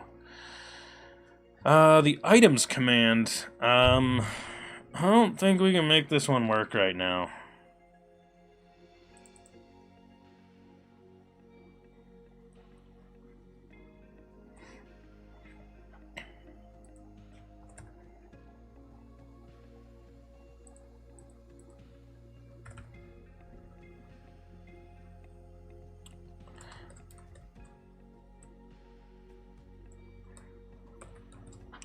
So,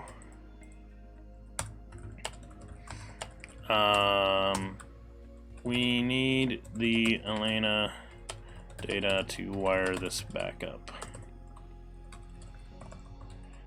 Okay, so for anyone that missed what we're doing here with the program today, before we started today, the program that we're building, which is Interactive7, started off having hard-coded all of the items, equipment, the weapons, the armlets, the accessories, all of the stuff that is available in Final Fantasy VII was hard-coded into this code base. But we are now using a program that reads through the kernel of Final Fantasy VII and can pull that data directly out of the game. So because we're doing it that way, what we want to do is we want to now make it so that we're pulling the data out of the game, so that two things can happen. Number one, we're no longer distributing we're distributing even less information that would be, potentially owned and claimed by Square Enix. And then the other thing that we're getting out of that is that if someone uses a modified version of this game that has changed the data in some way, in theory, we should be able to pick up those changes, and still our program should run with the game the way that we expect it to. So we'll see how that goes. Weber, what extension are you using to do, and dots for tabs? Oh, okay. So the couple of things here. What is doing the highlighting of this to be a separate color? That is actually, I believe it's ReSharper that is doing the coloring for me here. The keyword to do actually does make to do show up in the task list. That is a default thing in Visual Studio. So to dos are a special thing when you put them in a comment like that. And ReSharper will highlight them. In order to show the white space here, what is it right now? Yeah, so that is actually part of Visual Studio. So you'll notice the dots there, like in the white space. When I hit Control RW, as in R and then white space, like W for like white space, that is actually what makes those appear. So if you do want to see that, and if there were tabs, they would actually show as an arrow instead of 4 dots. So it's a good way to do that. And yes, CodeRush does something similar. There's a lot of productivity tooling that makes the to-do comments highlight. So it's a really good thing to be able to notice those. And something about names. Yeah, sorry about that. I currently have that program turned off. We're building it right now, so that one's not currently running. When I do make it run again, that command will work, and you'll be able to see what it does. So this one has the same challenge here. The Materia Command, if we gave this access to the game database, saved copy of it in here, then we could do game database dot materia singular default.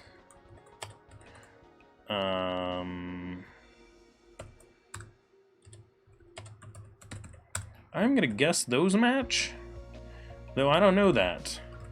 Var materia equals that. Maybe it works. Who knows? Surly Dev. No, ReSharper doesn't do any of that kind of stuff. ReSharper's more focused on refactorings and things like that. CodeRush has always had a different direction. So, to be honest, CodeRush and ReSharper don't actually line up as much as a lot of people would think they do. Many years ago, probably a decade ago, I tried running both CodeRush and ReSharper in the same instance of Visual Studio.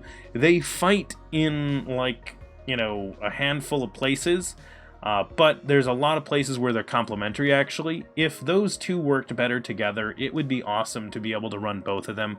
CodeRush has always been more about, like, nice visual experiences while you're using things, as well as, like, you know, advanced snippets and ways of reducing the number of keyboard strokes to create stuff. Whereas ReSharper has been more focused on doing refactorings and detecting refactorings and things like that that you can do. So, and see, the funny thing is, you say productivity, but I kind of sit there and go, like, the thing I spend my time on isn't, like, creating a class as much. So, like, it's like, yeah, if the slowdown was how long does it take me to write a class, then yeah, I would totally agree there. I think they both add to productivity, but they do it in different ways. So that's why I refer to all of them as productivity tools. They increase your productivity in different ways. Anything that makes you a better developer is a useful productivity tool. So they're both fantastic. That's good stuff. This is new game database.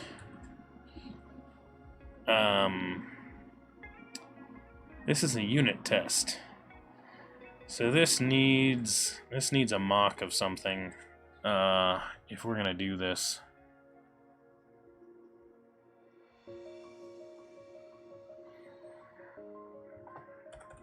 Well, for now it's getting null and the test is gonna be broken.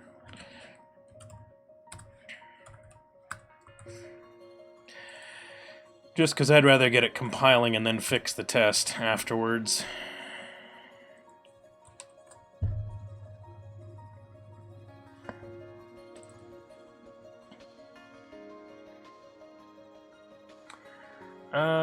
Configuration add singleton.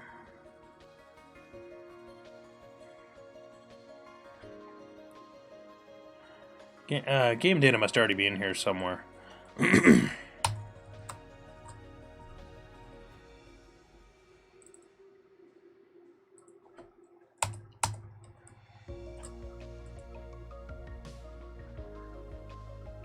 OMG, it compiles. Okay, there we go. Finally. Ripping out our items. Our hard-coded items. That's about the best way to describe that. We're going to be on Benric, and this is equipment.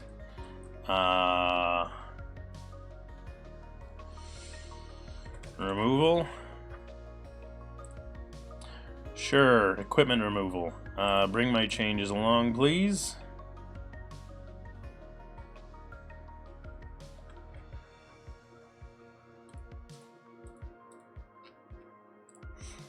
Alright. So I know that people have been... So if anyone is in here that has been messing with those commands and trying to make stuff, like have been trying to use the menu commands, give me 1 second. And I will let you try those again. Because I know there are people that are interested in what the thing is that we're actually building. So if you want to see it in action, this is it.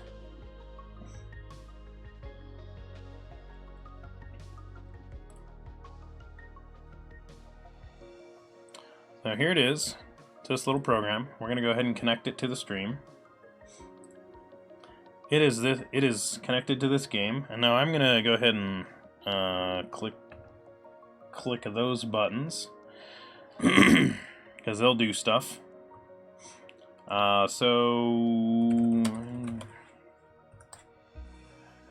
so what's going on? You tried ReSharper and Writer, their IDE, for a few days, but you couldn't get on ReSharper. Maybe your experience was misaligned. You like their IDE. Yeah, so I know a lot of people that are fans of Writer. Now, keep in mind that that ReSharper actually, funny enough, before Visual Studio started doing all of their stuff, ReSharper actually used to be faster. It actually slowed down, I think, because it competes with Visual Studio for things now. So because Visual Studio also started adding in all these tools, ReSharper kind of took a pretty significant performance hit from that, is at least what it seems. Now, I know they've been working on that. I will point out that when I started using ReSharper a long time ago, there's almost like a mind shift that sort of had to happen. So, like, I changed the way I wrote my code. And in some ways, I think it's really a good thing. So I started focusing more on what object I'm creating and less attention on what variable I was storing it in. So I would start out a new line typing in, like, you know, new foobar, right, and create the object, and then I'd hit a keyboard shortcut and it would go back and create the variable for it. So instead of thinking, oh, I need to create a variable, like my brain started shifting to, oh yeah, I'm creating this object. And how do I create the object? Well, I call this method that gets me the object, or I call the constructor in here and it gets me the object. And then I store it in a variable, and that becomes like the afterthought almost, is the storage in a variable, because that's like the variable storage is the less important part. So Orchid, Dark Orchid, Dark Orchid, Orchid. Yeah, that worked. Oh, what did Suna want his, Suna sent me a message. Hang on. Issues. Suna colors. You know what? I can get this.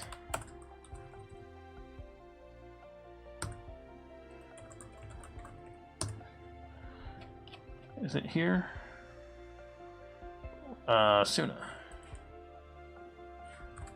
What did he want? Black? Teal black?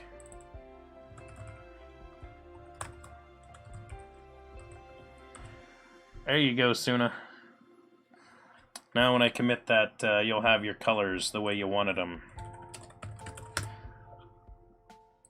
Yeah, so the neat thing is the colors all change when you do this. This is one of the fun ones. This might be my favorite one right here. We call this one Mako, or you might call it Mako, depending on how you want to pronounce that. Now, what's interesting about this is it looks sort of static, but then you'll notice that the colors are sort of shifting a little bit. It's supposed to be like a Mako glow, like we're near the live stream. So if you know the Final Fantasy VII story or anything like that, then this is a very thematically appropriate menu to just have this sort of going, because it does just shift around just a little bit. So it's just kind of funny. That's probably my favorite of the menu options that we have in here. It's a cool one.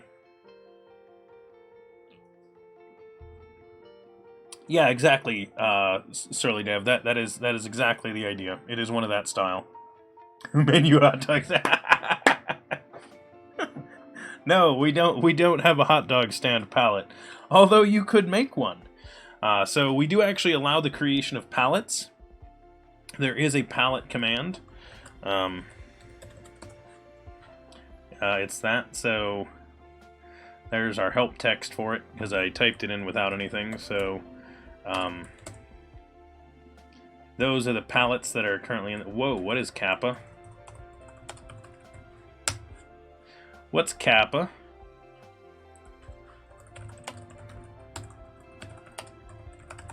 The Mako is still going here, so okay, so that's Brendan. What's Kappa?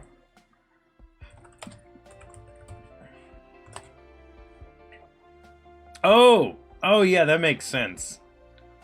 That makes sense. Sorry, everyone. We're just gonna go ahead and get rid of that.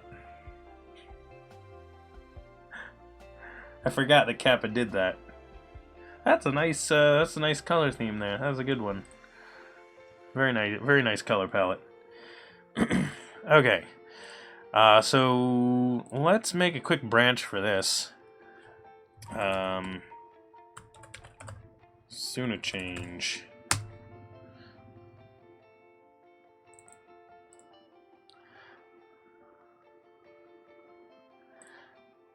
Actually, why am I even doing it here? Wait, well...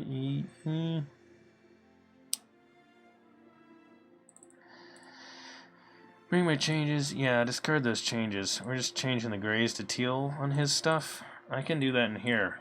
Cool thing, if you didn't know you could do this, you can actually just go in here, and we're going to say menu, we're going to say Suna.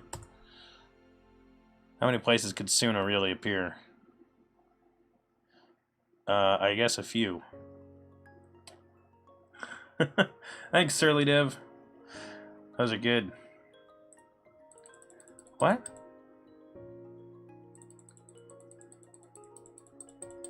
But I own this file.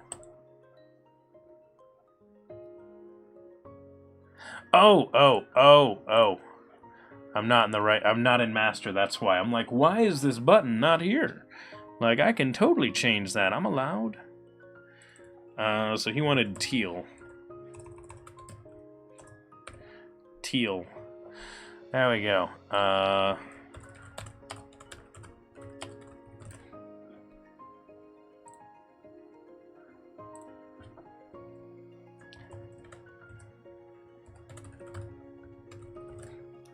Update soon as colors.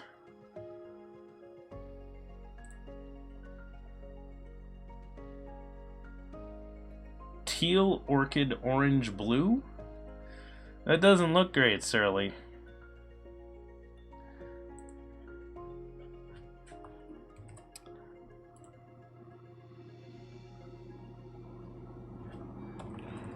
Resolves that. Create pull request.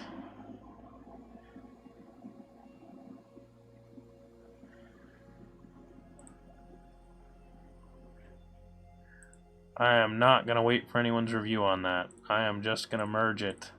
Oh man, someone's going to kill me for that. No, no one's going to kill me for that. That is the smallest change. I changed the values in a text file. If that breaks things, then yeah, sorry. Happens.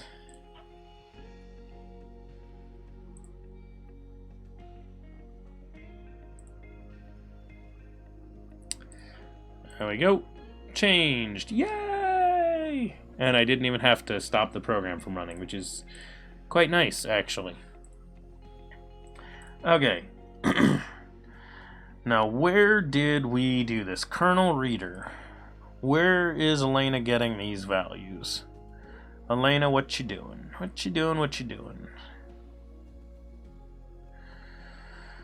Open.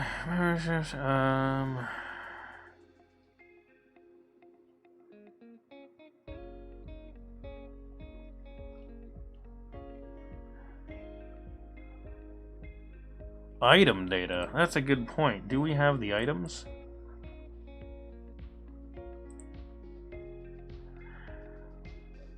Ah, I know what we can do. There's some actually really cool things you can do with those colors that you're doing right now, Surly Dev. I'm a big fan of doing this. I like orange, red, dark red, dark red. I like that one, like this. I think that looks really nice. I think it's got a good, it's got a good gradient on it. Almost gives it a little bit of dimension there too when you do that one. It's not bad. Okay, so here's what I'm thinking. I'm thinking, since these names are coming out of their system, that the name I would hope excuse me. I would hope these match up, but I don't know for certain. I'm wondering how I can get item to match up exactly with the equipment. There's got to be a way to do it. Like, as long as item name and equipment name match identically, I think it'll work, but that is asking a lot. So, we'll see where it goes. But I think that's going to be the way we're going to solve it, because the challenge that we were running into is the fact that... Oh, sorry, someone's changing the colors. Wow, actually, Janiski, that's a really nice set off that random there. That looks intentional. So what I was saying is that the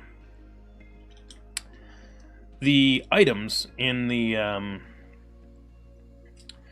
So we were pulling the weapons, the armor, the accessories, and everything like that. When you remove one from a player, from one of the characters, what I do currently is I take that item and I put it in their inventory. Now, the way that I do that is I need to know what the item is that's associated with that equipment. The only way to do that is... yeah, Surly Dev, the only way that we could do that, really, is by pulling it up here. And these are the colors. So... if you want that one, it is...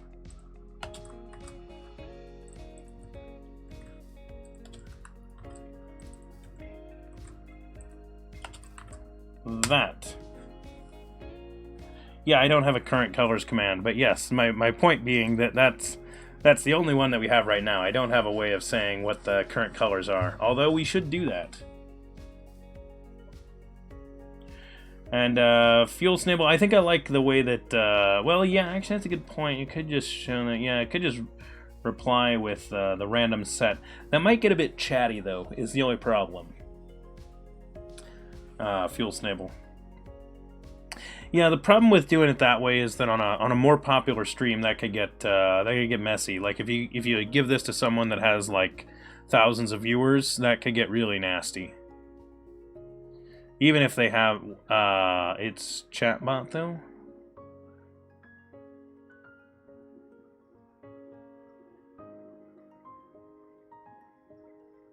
It's chatbot though? Yeah, I mean it could just respond with the colors.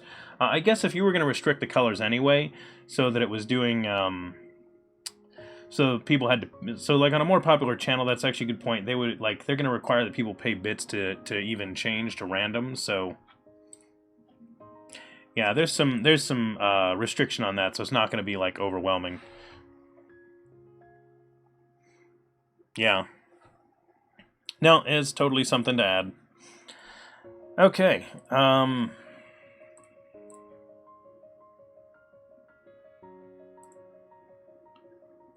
click buttons. Click buttons.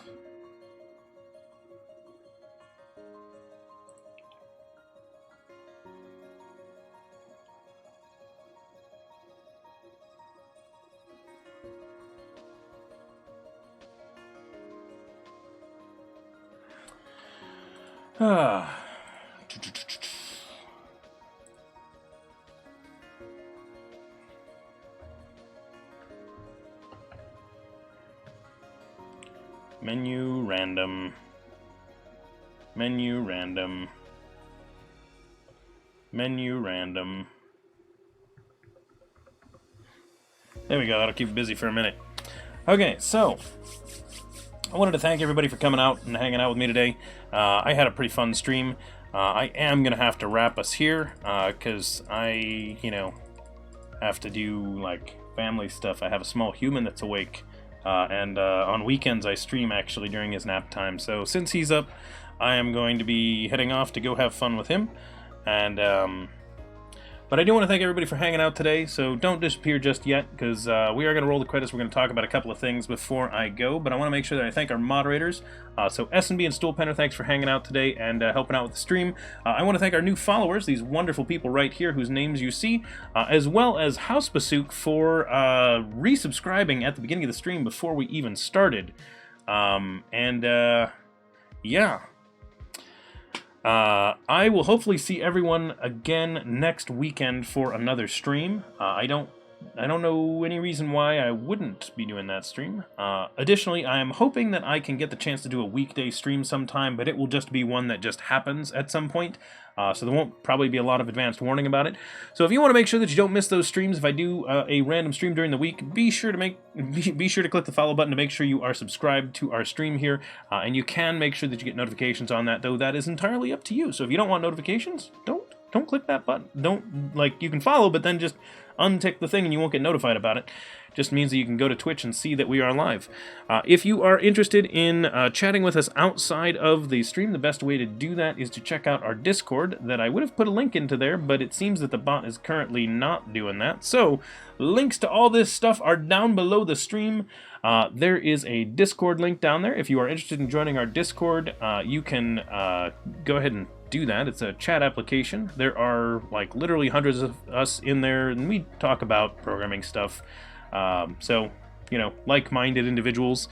Additionally, you can find source code for everything we do here on the stream out on GitHub at github.com/DevChatter. Was SurlyDev trying to post the link that I didn't post in here, and then Nightbot timed him out for doing it? Because that would be stupid, Nightbot.